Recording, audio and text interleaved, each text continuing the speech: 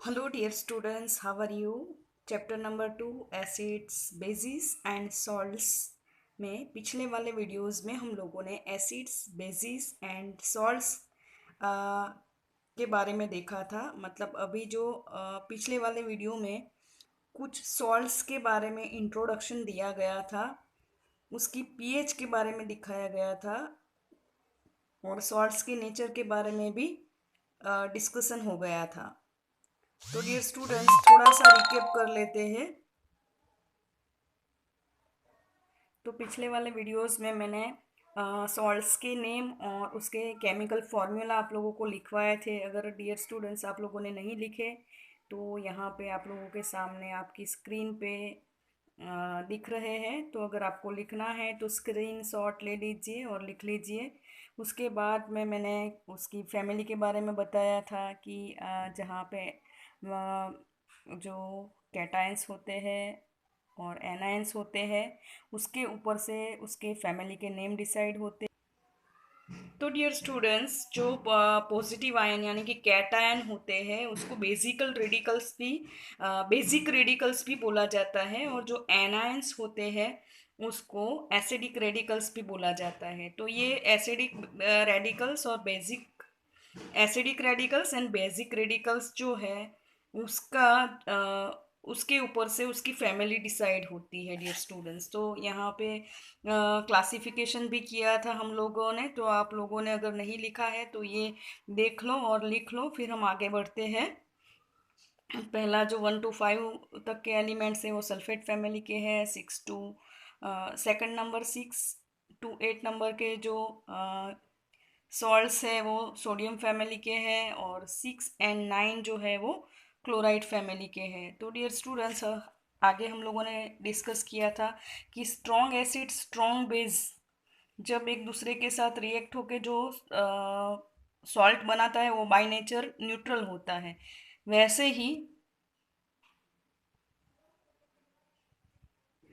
ही पिछले वाले वीडियो में एक चीज़ रह गई थी, वो ये कि weak acid plus weak base जब रिएक्ट होता है तो भी जो सॉल्ट बनता है वो बाय नेचर न्यूट्रल ही होता है। और एग्जांपल्स उसके एग्जांपल्स भी दिए हैं मैंने डियर स्टूडेंट्स। तो लास्ट वाली वीडियो थी उसमें एग्जांपल्स नहीं लिखे थे, तो आप लोग लिख लो कि यहाँ पे वीक एसिड और वीक बेस जब रिएक्ट होते हैं तो जब सॉल्ट मिलता है, तो यहाँ पे एक एग्जांपल दिया है CH3COO NH4, okay, ammonium acetate. तो ये नेचर में जो है वो कैसे होते हैं, न्यूट्रल होते हैं। उनकी पीएच जो है वो 7 के करीब होती है। यहाँ पे स्ट्रॉन्ग एसिड और स्ट्रॉन्ग बेस के साथ रिएक्शन से जो सॉल्ट मिलते हैं उसके एग्जांपल मैंने कुछ आप लोगों के लिए लिखे हैं। NaCl sodium chloride, NaNO3 sodium nitrate, Na2SO4 sodium sulphate, K2SO4 potassium sulphate, and यहाँ पे मैंने एक ये जो सॉल्ट लिखा है जो 4 नंबर पे भी मैंने एक्सप्लेन किया था, वो इसलिए लिखा है कि वो बाय नेचर न्यूट्रल है। अदरवाइज वो वीक एसिड और वीक बेस से मिलता है। किससे मिलता है? वीक एसिड और वीक बेस की कैटेगरी से मिलता है। तो मैंने एक्चुअली उसको वहाँ पे एक्सप्लेन किया है, तो यहाँ से मैं इसको काट देती हूँ, ठीक है। और फिर एक और ये सिखाया था कि strong acid and weak base जब रिएक्ट होता है तो एसिडिक सॉल्ट मिलते हैं। उसके एग्जांपल बच्चों लास्ट वाले वीडियो में रह गए थे जो आपको मैं लिखवा। तो यहाँ पे भी आप स्क्रीनशॉट ले सकते हो। ये वाला जो सॉल्ट है वो बाय नेचर एसिडिक है। इसकी पीएच जो है वो <7 है। तो यहाँ पे मैंने पहला लिखा है एमोनियम क्लोराइड यानी कि NH4Cl। दूसरा सॉल्ट है एमोनियम सल्फेट, जिसका फॉर्मूला है NH4 twice SO4। Third magnesium chloride यानी कि MgCl। थर्ड एल्यूमिनियम क्लोराइड यानी AlCl3। तो ये सारे एग्जाम्पल्स थे एसिडिक सॉल्ट्स के। तीसरी नंबर की कैटेगरी में हम लोगों ने देखा था strong base and weak acid, जिसका नेचर जो है सॉल्ट मिलता है वो बेसिक होता है, क्योंकि उसकी पीएच जो है वो मोर देन 7 होती है। तो यहाँ पे मैंने एग्जांपल्स लिखे हैं sodium carbonate Na2CO3 and CH3COO Na यानी कि सोडियम एसीटेट। तो डियर स्टूडेंट्स, ये सारे थे एग्जाम्पल। फिर उसके बाद में हम लोगों ने कॉमन सॉल्ट के बारे में भी स्टडी कर ली थी। अगर आप लोगों ने नहीं देखे पिछले वाले वीडियोस तो देख लो। ठीक है बच्चों, तो कॉमन सॉल्ट का प्रोडक्शन कैसे होता है, इसका इम्पोर्टेंस क्या है और इससे क्या क्या मैन्युफैक्चर होता है। तो ये जो सब्सटेंसेस मैंने लिखे हैं, जो केमिकल्स लिखे हैं, वो हम वन बाय वन देख लेते हैं। आपके एग्ज़ाम के पॉइंट ऑफ व्यू से ये वाला टॉपिक भी इम्पोर्टेंट है। ठीक है डियर स्टूडेंट्स, तो आगे बढ़ते हैं। हाँ, एक चीज़ मैंने पिछले वाले वीडियो में बताई थी कि जो सॉल्ट हम खाने के यूज़ में लेते हैं वो दो टाइप के होते हैं। एक सी सॉल्ट, यानी आप सभी को पता है समंदर का पानी जो है वो बहुत खारा होता है, ठीक है, नमकीन होता है। तो नमक उसमें से भी उसका प्रोडक्शन होता है और उसको तो कोस्टल एरिया में आप लोगों ने देखा होगा जो सी वाटर है उसको जो है भर के रखा जाता है। वाटर जो है वो इवापोरेट हो जाता है और उसके बाद जो है वो सॉल्ट रह जाता है। वो सॉल्ट ब्राउन कलर का होता है, फिर उसके बाद उसका रिफाइनिंग किया जाता है, तब जाके वो जो हम खाते हैं सॉल्ट, वो सारी इम्प्योरिटीज़ जो है वो रिफाइनिंग के टाइम पे निकल जाती है और हमें अच्छा वाइट कलर का सॉल्ट मिलता है डियर स्टूडेंट्स। उसके अलावा भी हम एक सॉल्ट यूज़ करते हैं जिसको सिंधा नमक भी बोलते हैं और इंग्लिश में उसको रॉक सॉल्ट बोलते हैं। तो डियर स्टूडेंट्स, रॉक सॉल्ट कैसे बनता है? तो जब सी जो है बहुत सालों के बाद जब सूख जाता है और चट्टानों जैसा बन जाता है, ये नाम ही बताता है रॉक। तो जब रॉक में कन्वर्ट हो जाता है तब जो सॉल्ट है वो पानी इवापोरेट हो जाता है और रॉक में कन्वर्ट हो जाता है। तो बस वही है अपना रॉक सॉल्ट यानी कि सिंधा नमक, जिसको हम फास्टिंग के टाइम पे यूज़ करते हैं। तो आओ स्टूडेंट्स, पहला हम केमिकल देखते हैं जिसको हम किस में से बना सकते हैं, सॉल्ट में से बना सकते हैं, NaCl में से बना सकते हैं। तो देखते हैं production of sodium hydroxide. Sodium hydroxide को और दो नाम से जाना जाता है, एक सोडा लाइम या तो फिर उसको काउस्टिक सोडा भी बोला जाता है डियर स्टूडेंट्स। तो जब NaCl का एक्वियस सॉल्यूशन लिया जाता है, मतलब वाटर के साथ नमक को मिक्स करके उसका जब इलेक्ट्रोलाइसिस किया जाता है, तब NaOH plus Cl2 plus hydrogen, NaOH aqueous, Cl2 gas plus H2 gas हमें मिलता है। तो डियर स्टूडेंट्स, यहाँ पे जो सोडियम क्लोराइड का सॉल्यूशन लेते हैं उसको ब्रीन बोला जाता है। क्या बोला जाता है बच्चों? ब्रीन बोला जाता है। जब उसका इलेक्ट्रोलाइसिस करते हैं तब एक्वेस हाइड्रोक्साइड, सोडियम हाइड्रोक्साइड मिलता है और एनोड के ऊपर क्लोरीन गैस मिलता है और कैथोड के ऊपर हाइड्रोजन गैस मिलता है। यहाँ पे दो चीज़ प्रोड्यूस होती है, एक वैसे तीन चीज़ें प्रोड्यूस होती है। एक तो है सोडियम हाइड्रोक्साइड। तो सोडियम हाइड्रोक्साइड जो है बाय नेचर कैसा है? बेसिक है और उसको अल्कली भी बोला जाता है। और क्लोरीन जो है उसके नाम के ऊपर से ये वाली जो मेथड है उसको क्लोर अल्कली प्रोसेस भी बोला जाता है बच्चों। कौन सी प्रोसेस? क्लोर अल्कली मेथड भी बोला जाता है। तो डियर स्टूडेंट्स, अब देखते हैं कि यहाँ पे जो प्रोडक्ट्स दिखाई है ये NCERT की बुक से ली गई इमेज है। तो यहाँ पे मैंने बोला वैसे कि कैथोड कैथोड के ऊपर हाइड्रोजन गैस प्रोड्यूस होता है, जो मैं हमेशा से आपको बोलती हूँ कि फ्यूल के तौर पे उसको यूज़ किया जाता है। बहुत कैलोरीफिक वैल्यू इसकी बहुत हाई होती है।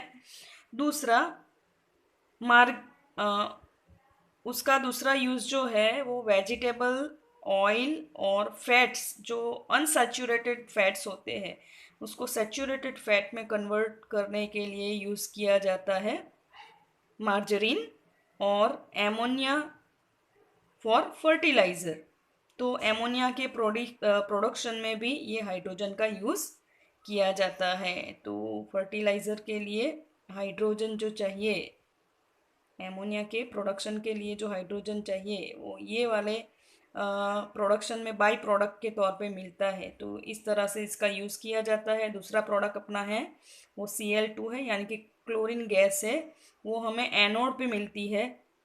तो आप सभी को पता होगा कि वाटर के वाटर ट्रीटमेंट प्लांट में भी उसका यूज़ किया जाता है। और जो पीने का पानी होता है उसके अंदर क्लोरीन गैस पास की जाती है। तो डियर स्टूडेंट्स, आप लोगों ने ऐसा वाला पानी पिया ही होगा और हमें टेस्ट पे से पता चल जाता है ना। और एक चीज़ ये है कि स्विमिंग पूल के अंदर बहुत सारे लोग नहाते हैं, तो स्किन इन्फेक्शन इस तरह से एक ही स्विमिंग पूल पे नहाने से स्किन इन्फेक्शन लगता है। तो उसको उससे बचने के लिए स्विमिंग पूल में भी Cl2 गैस का यूज़ किया जाता है डियर स्टूडेंट्स।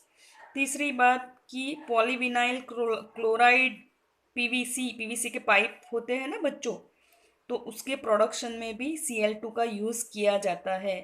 फिर डिसइंफेक्टेंट्स, तो डिसइंफेक्टेंट्स में भी इसका यूज़ किया जाता है। और आप अभी जो जिस टाइम से अभी हम गुज़र रहे हैं, कोरोना की जो महामारी चल रही है, उसमें ये चीज़ का बहुत ज़्यादा यूज़ हो रहा है बच्चों।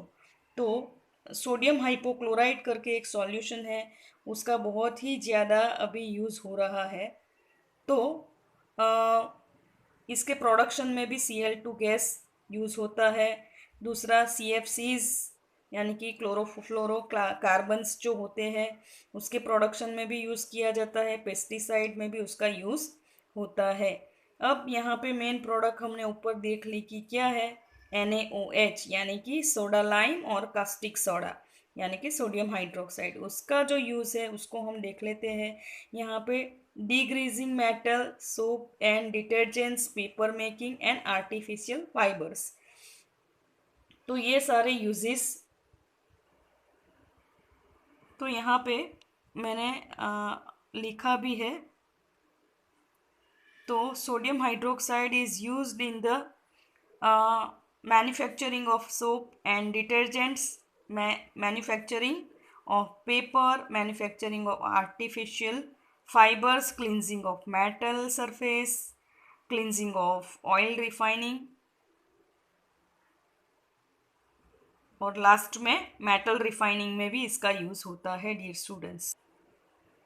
यहाँ पे वापस एक चीज़ देखते हैं कि ये जो hydrogen gas and chlorine gas produce होता है, उस वो दोनों गैसेस का यूज़ हाइड्रोक्लोरिक एसिड के प्रोडक्शन में होता है।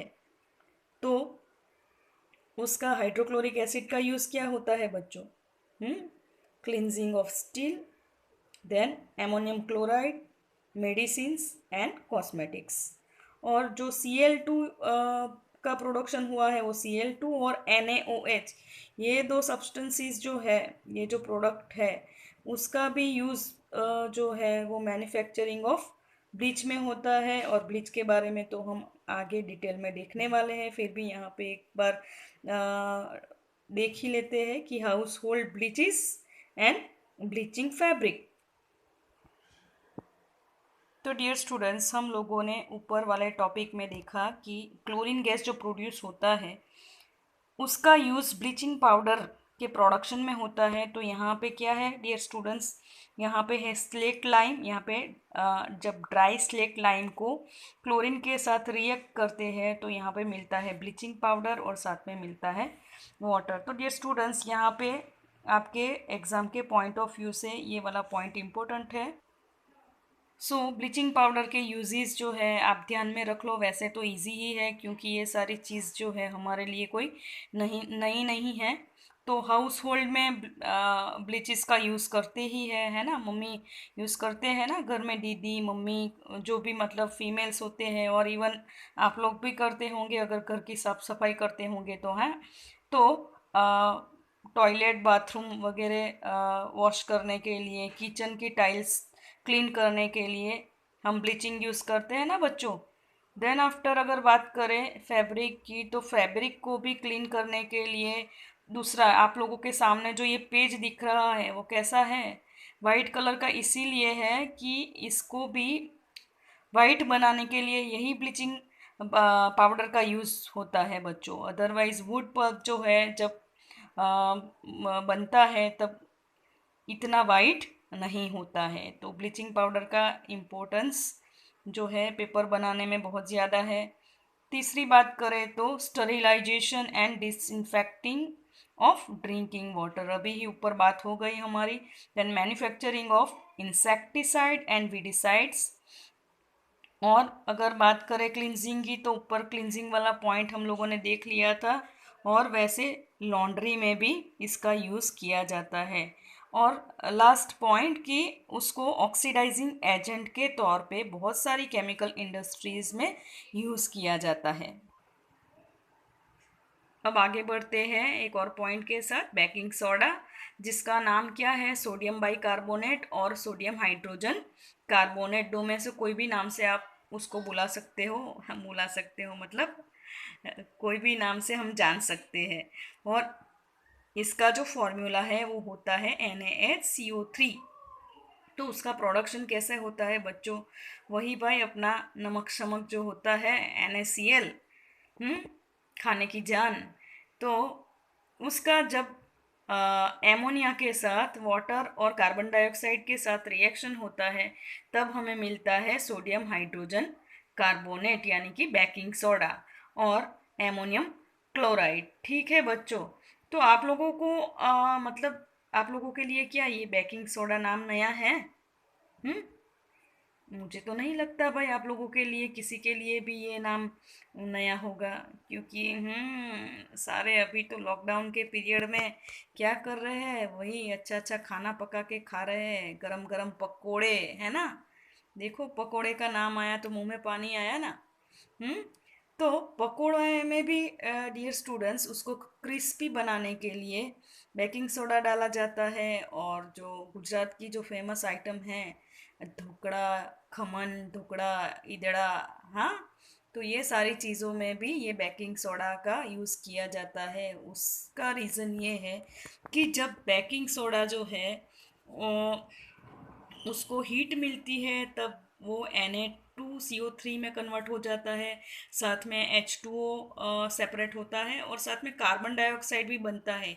ये यहाँ पे इसका रोल बहुत ही इम्पोर्टेंट है। ये जो CO2 बनता है बस यही चीज़ है कि वो जो डॉफ है उसको फ्लफ़ी बनाता है।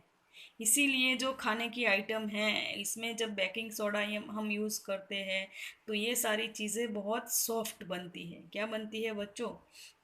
सॉफ्ट बनती है और खाने में बहुत मज़ा आता है ना। तो डियर स्टूडेंट्स यहाँ पे तो इसका इम्पोर्टेंस था ही, लेकिन एक और चीज़, सभी को बेकिंग पाउडर भी पता होगा, केक वगैरह खाते हैं ना, पेस्ट्री, तो उसमें बेकिंग पाउडर डालते हैं। तो उसका प्रोडक्शन भी बेकिंग सोडा से होता है। जब बेकिंग सोडा का रिएक्शन टार्ट्रिक एसिड या ऐसे कोई एसिड के साथ, जैसे कि और साइट्रिक एसिड, ऐसे वीक एसिड के साथ रिएक्शन होता है तब बेकिंग पाउडर मिलता है। दूसरा जो है उसका यूज़ ये है बेकिंग सोडा का कि सोडा वाटर और कोल्ड ड्रिंक्स में भी यूज़ किया जाता है। और बच्चों पकोड़े की बात ऊपर तो हो गई, लेकिन बहुत ज़्यादा खाने पे जब एसिडिटी हो जाती है, हम्म तो 6 सेकंड वाली चीज़ कौन सी यूज़ करते हैं? हाँ, राहत कितनी 6 सेकंड्स में मिल जाती है। हाँ, बस वही इनो की हम बात करते हैं। तो यहाँ पे एंटासिड के तौर पे बेकिंग सोडा का हम यूज़ करते हैं। और पिछले वाले वीडियो में मैंने फायर एक्सटिंग्विशर का जिक्र किया था, जिसके अंडर भी क्या यूज़ होता है बच्चों? Yes, baking soda. तो कितना इम्पोर्टेंट है ये वाला केमिकल हमारे लिए, हाँ, है ना। चलो आओ आगे बढ़ते हैं। हाँ, आगे के टॉपिक पे जाने से पहले देख लेते हैं कि भाई बेकिंग पाउडर को जब हम गर्म करते हैं तो क्या होता है। बस वही होता है, पानी के साथ मिक्स होता है और कार्बन डाइऑक्साइड, वाटर और सोडियम सॉल्ट जो है, सोडियम सॉल्ट ऑफ एसिड होता है, प्रोड्यूस होता है। तो यहाँ पे बस यही रोल है CO2 प्रोडक्शन, जो खाने की आइटम को क्या बनाता है, फ्लफ़ी बनाता है। तो जो फ्लफीनेस है सॉफ्टनेस है तो इसी की वजह से आता है। चलो अभी एक लास्ट वाला सब्सटेंस देख लेते हैं, वॉशिंग सोडा। तो वॉशिंग सोडा जो है वो सोडियम, उसका दूसरा नाम है सोडियम कार्बोनेट, डी, क्या बोलते हैं इसको, डेका हाइड्रेट। बच्चों क्या बोलते हैं, डेका हाइड्रेट। उसको डेका हाइड्रेट क्यों बुलाते हैं, क्योंकि यहाँ पे जब टेन होता है ना, हाइड्रेट मतलब वाटर, हाइड हाइड्रो वर्ड किससे जुड़ा हुआ है, वाटर के साथ जुड़ा हुआ है। और यहाँ पे डेका मतलब टेन। तो डियर स्टूडेंट्स, यहाँ पे Na2CO3 के साथ 10H2O जुड़ता है, तब जाके Na2CO3 है वो क्रिस्टल में कन्वर्ट होता है, तभी जाके वो क्रिस्टल में कन्वर्ट होता है। तो यहाँ पे दिया ही है Na2CO3 प्लस 10H2O। ये Na2CO3 का प्रोडक्शन जो है हमने पिछले टॉपिक में देख लिया था, अगर आपने ध्यान से नहीं देखा तो एक बार उसको देख लो। तो यहाँ पे जो है क्रिस्टलाइजेशन होता है, इसके साथ पानी जो है वो बाइंड हो जाता है और तभी जाके वो क्रिस्टल बनता है। ठीक है बच्चों, अब देख लेते हैं यूजिंग ऑफ वॉशिंग सोडा। तो वॉशिंग सोडा, वॉशिंग वर्ड ही कुछ बताता है, क्या बताता है कि जो वॉशिंग के काम में आने वाले सब्सटेंसेस है, जैसे कि डिटर्जेंट है, सोप है, तो उसके प्रोडक्शन में इसका यूज़ होता है। तो manufacturing of detergent, glass, soap and paper industries में इसका यूज़ होता है। दूसरा जो हार्ड वाटर होता है, जैसे कि समंदर का जो वाटर है, वो बोलते हैं ना वाटर बहुत हार्ड है और इसके अंदर तो भाई झाग भी नहीं होती है। तो इसका रीज़न ये है कि कुछ मैग्नीशियम सॉल्ट्स भी होते हैं, कैल्शियम सॉल्ट्स भी होते हैं, तो उसको रिमूव करने के लिए, यानी कि सॉफ्टनिंग ऑफ हार्ड वाटर में भी इसका यूज़ होता है। और manufacturing of borax and caustic soda में इसका यूज़ होता है। तो बच्चों आज का ये टॉपिक हम यहाँ पे एंड करते हैं, और ये बहुत ही इम्पोर्टेंट था एग्ज़ाम के पॉइंट ऑफ व्यू से, तो अच्छे से इसको रेडी कर लीजिए और वीडियो को लाइक कीजिए, शेयर कीजिए और सब्सक्राइब कीजिए। साथ में कमेंट देना नहीं भूलना है आप लोगों को। बाय, टेक केयर, जय हिंद।